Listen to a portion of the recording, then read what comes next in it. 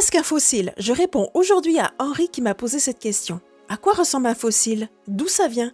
Pourquoi c'est conservé dans la roche? Je suis Anne-Sophie de Terre et Trésor et je suis accompagnée de Pétrus, ma mascotte poisson fossile qui a vécu il y a plus de 450 millions d'années et qui est avec moi pour écouter la question de Henri et ensuite j'y réponds. Bonjour, je m'appelle Henri, j'ai 7 ans. Je suis un élève de 2e année de l'école Roy et j'aimerais savoir c'est quoi un fossile. Merci Henri d'avoir posé cette question. Qu'est-ce que t'en penses Pétrus? Un fossile, c'est comme toi en fait, Pétrus. Ce sont des restes d'organismes vivants qui ont été préservés dans la roche. Ça peut être comme toi des poissons, ça peut être aussi des os, des coquillages, des plantes, des feuilles, des insectes et même des empreintes de pas. Et oui, les fossiles sont des fenêtres sur le passé et ça permet aux géoscientifiques de comprendre l'histoire de la Terre à différentes périodes. Et à chaque découverte, les connaissances augmentent. Les fossiles aident aussi à la géochronologie. C'est-à-dire que certains fossiles très ponctuels dans le temps peuvent aider à dater des roches. Alors, tout comme toi, Pétrus, à la fin de la vie des organismes vivants dans l'eau, ils sont tombés au fond et ils ont été enfouis par des sédiments qui se sont rapidement déposés sur eux,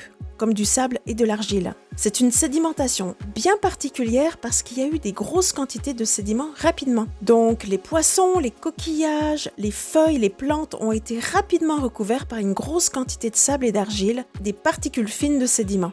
C'est grâce à cette sédimentation rapide que les organismes qui se sont déposés au fond de l'eau ont été préservés et sont devenus des fossiles par la suite. Et c'est vraiment la rapidité de la sédimentation qui a permis de les préserver tout simplement parce qu'ils ont été à l'abri de l'oxygène.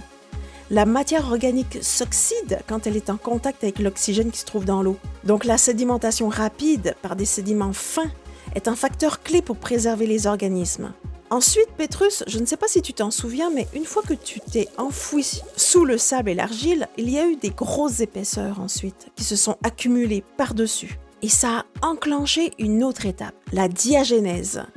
C'est une étape qui transforme les sédiments meubles en roches sédimentaires. Lors de la diagénèse, il y a donc compaction et solidification pour transformer tout ça en roche. Donc le sable et l'argile se sont transformés en grès et argilite. Lors de cette étape de la diagénèse, la matière organique se transforme elle aussi. Par exemple, la matière organique est remplacée par de la pyrite, du carbonate, du graphite ou autre, selon les fluides qui circulaient à cet endroit-là. C'est un processus super important pour transformer le sédiment meuble en roche et la matière organique en graphite, pyrite, carbonate ou autre.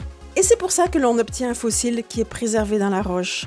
Alors Pétrus, peux-tu nous dire où est-ce qu'on peut trouver des fossiles de poissons? Au Québec, il y a un parc qui s'appelle le parc de Miguacha en Gaspésie et on peut trouver vraiment énormément de poissons fossiles. En France, dans les Alpes de Haute-Provence, la réserve naturelle régionale géologique de Haute-Provence contient des poissons fossiles, mais plein d'autres fossiles aussi. C'est une réserve vraiment très riche en fossiles.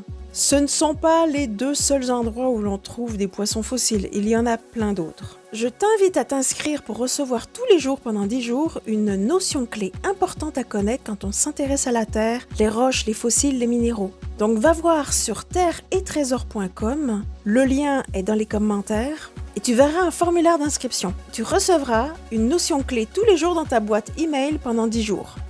Merci Henri de nous avoir proposé cette question et merci Pétrus de nous avoir accompagnés pendant ce podcast.